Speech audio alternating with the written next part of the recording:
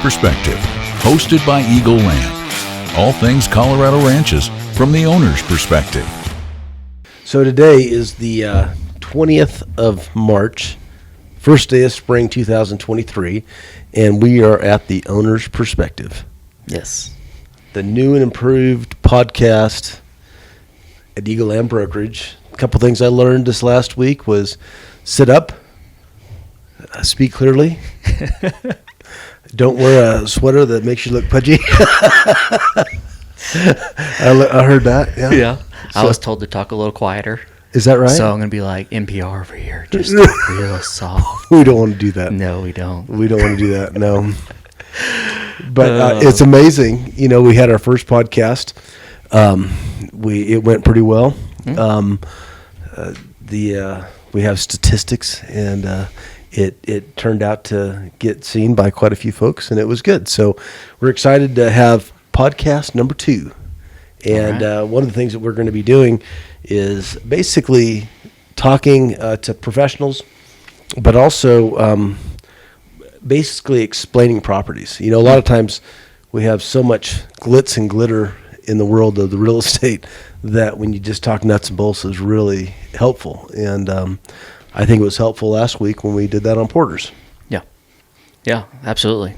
Kind of get into the meats and potatoes of it and really explain, you know, what's really hard to evaluate from a write-up or a map or anything other than just getting on the phone, calling, and getting the details from a broker and from somebody that knows the place. Sure. You know.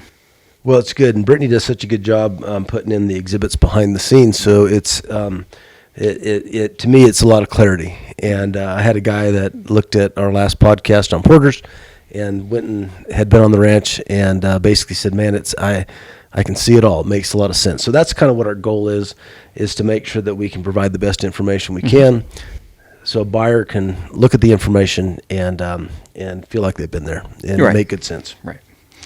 Say nobody wants to burn jet fuel and come see. They want to see Bo Derek and they see Bo Diddley.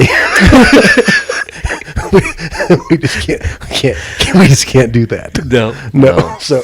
So this is Bo Derek today. We're going to talk about the Canyon View Ranch. Okay. And Reese has that listed for sale, so I'm just going to kind of shut up and let him talk. Absolutely. You know, when we get into some of these places and we're trying to get in a perspective and put people, you know, where in the world are we and things like that, it always helps to start out and work your way in. So thinking about the state of Colorado, we are on the western slope, so on the western side of the state, and the ranch is located, I always picture this, if you drew a triangle from Grand Junction, Telluride, and then to Gunnison, in the middle of that triangle is a little valley called Cimarron, Colorado. 28 miles east of Montrose, 34 miles west of Gunnison. And we sit along that thoroughfare, which is U.S. Highway 50, that runs between Gunnison and Montrose. You know, a lot of these places, to get to these kind of properties, with this kind of elevation and diversity, sometimes you got to drive like an hour down a bumpy dirt road to get to. You can fly into a jet-capable airport. We are 23 minutes to the ranch gate. Wow. So, I mean, you can fly your big jet in and drive a sports car to the ranch gate. Now, from there, you're going to want something a little bit bigger than a sports car. But access is one of the key factors, you know. And this ranch has 2+ miles of highway frontage. Starts off at 8,400 feet. On one end, rises to 8,600 feet, and then falls on the other end on what we call the face of the ranch back at 8,400 feet with a ridge up the middle, and it climbs to 9,200 feet in elevation, which is where we have utilities, powers, and cabins, and then it falls back toward the Black Canyon. It makes about a 9 to 9,000, about 200 feet in elevation, variances down and up and down, and then it rises back to 9,200 feet before it descends down into the Black Canyon. So, extremely diverse ranch for its size, year-round access, 20-25 minutes from town, and it just has a lot of features to it that we'll get into. But so start here with just how many acres is it? 2,209 acres. Okay. So, you know, the geographical layout of it is you got about 700 plus acres of that lower country, your oak, your sage, spotted aspens in that 8,400 to 9,200 feet in elevation. Then you get to the top of the ranch, you got about a little over 1,400 acres of alpine. So big ponderosa, juniper, pinyon mixed in with some oak, and then a lot of big aspen clusters. When that storm system comes across the west and hits that Fitzpatrick Mesa cliff, it just dumps snow on the ranch, and that's how we're able to get those huge mature trees on the property. And there's aspens on it I can't even get my arms around.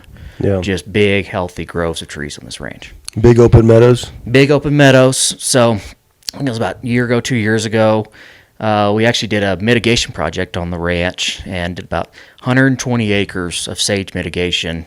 Reseeded those pastures in the winter, let that grass come in through that fresh snow melt, and it just really took off. Yeah. So Good. So a little irrigated ground? there is a little irrigated ground. So with the ranch comes 2 shares of Blue Creek ditch. And that ditch starts up at Blue Creek at a diversion. It's about 3 miles from the ranch and runs down to a diversion gate just across the street, and then diverts over into a ditch that runs across the corner of the ranch. So Division 4 DNR website has us mapped out about 105 acres of irrigated ground.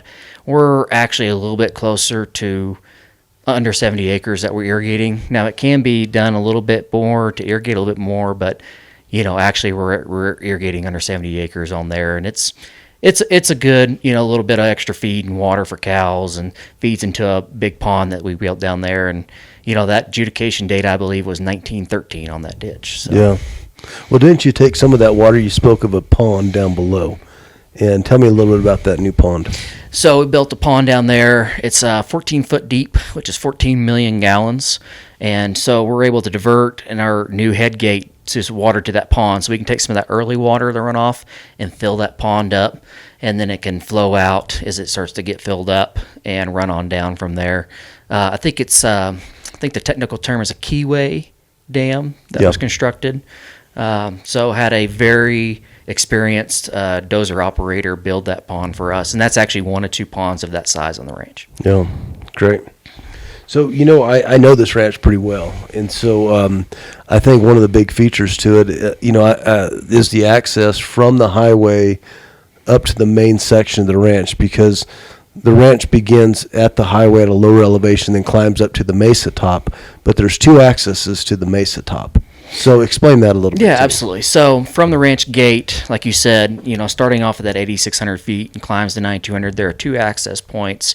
One goes up right at the middle of the ridge and comes up right where the cabins and home site utilities are. So the nice thing about it is you actually have water and power at the home sites, which are at 9,200 feet in the trees with your view looking back toward the Cimarron Mountains. And then there's another access that heads off toward the east and comes, actually my favorite way to get up there, I would personally make that the owner's access, where you have this beautiful, elegant drive up through, and you get right to that edge habitat where those aspen trees are starting to come down into those oaks and sage, and that is another access that comes up. Long, sweeping curves that take you up to this top road. You turn around and look back, and you're looking right down in the Cimarron Valley back toward Ungapuggri Peak and Sheep Mountain. Yeah.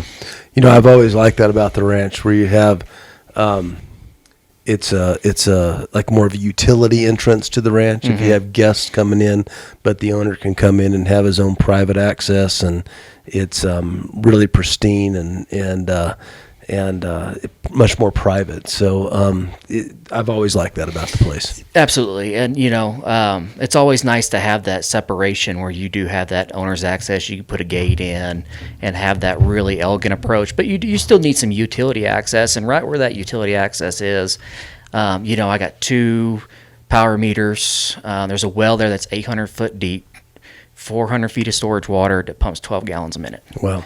Which at that elevation is impressive. And then I think there's 4 own propane tanks and 2 septic systems, 2 little cabins right there, and just an excellent building spot.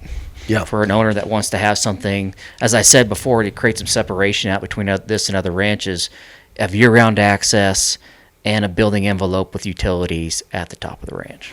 So it sounds like it's a pretty place. It is gorgeous. It is gorgeous. Yeah. So from the property in different spots, we can see everything from the other side of Lake City all the way to the LaSalle's, just mountain views all around. Yeah. And just a gorgeous, gorgeous ranch and a great little cattle place too for seasonal grazing. I think we look at the ranch and you look at the different mountain views, but then you also look at the Black Canyon of the Gunnison. Oh yeah, I mean, that's pretty strong. that is pretty strong. Very few properties have that view corridor into Morrow Point. So the Gunnison River is actually a terrace of 3 different reservoirs between Blue Mesa, which is the largest body of water in Colorado, Morrow Point, Crystal, and then it flows on down in the Delta Valley. So from the ranch, you're looking down on the backside of the ranch, looking down into Morrow Point, this deep, just mystical canyon of water that it just is.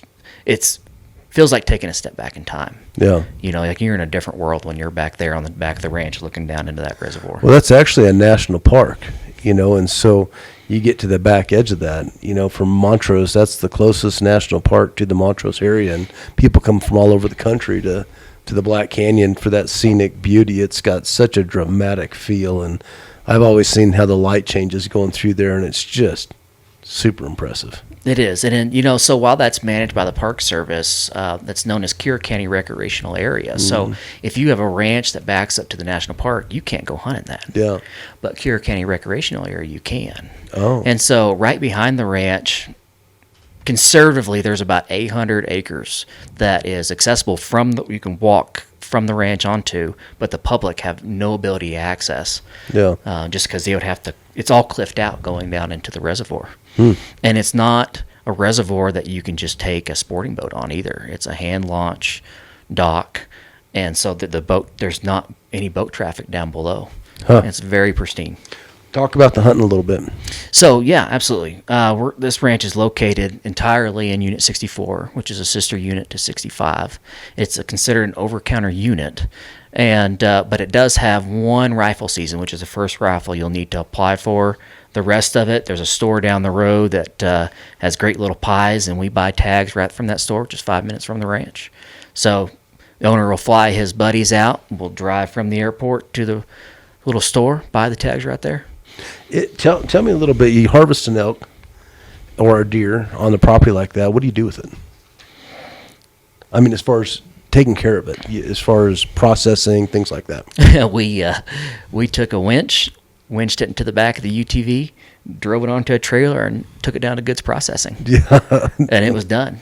We tagged it first. Yeah, tagged first. We tagged it first, then took it down. It was super easy. Just super easy. Yeah. Super easy to do. And that, you know, you got over the counter for elk, landowner tags for deer on this property. Well, tell me, somebody shot a wall hanger on that. I mean, it's kind of a bum of a guy. Oh yeah, he's a little redneck from Arkansas, but we work with what we can. But yeah, he shot about a 194 inch deer, a little bitty guy though, and yeah. But that was so I'll have that. I'm hoping to have that mount back this summer. What's the elk quality like? Historically the ranch was hunted pretty aggressively. And but there are some quality bulls in there. I've got some on camera that probably 320, 330 size bulls, but there's a lot of that, 290 to 300 bulls on the ranch, which is getting better. This year we passed on 6 bulls opening weekend of archery. 6 bulls within 20 yards. Wow. Opening weekend of archery. So there's there's an abundance of elk. The quality is coming along. And, what you have to really provide on a ranch, and one thing this one really has the ability to do, is self-regulated sanctuaries. And so down Stumpy Creek and down Corral Creek, there are just crevices and canyons and drainages that have water, feed, and bedding that we just don't go hunting. That we let the elk be unpressured, that nobody else can really get into either, and let those elk come out of those drainages. That's where really the big bulls come out of. Yeah. So it's got opportunity. I mean, they're throughout the entire season, from early archery all the way into fourth, with the micro habitats and the habitats across the property. We can hunt it from all the seasons that they're offered. Yeah. And but what has impressed me the most is the deer quality. I mean, the day after I shot that 194, we saw a bigger bull in the back. Or a bigger buck, yeah. Bigger buck, yeah. Yeah. I'll help you. Thank you. I appreciate it. I try to do what I can. So what I'm hearing is we've got a place 23 minutes from the airport in Montrose. You've got a ranch that looks like an elk hunting video. It's up in the trees, really, really pretty once you get there. So very forested, big open meadows. got great views, real special that you're back up against the Curry County National Recreational Area.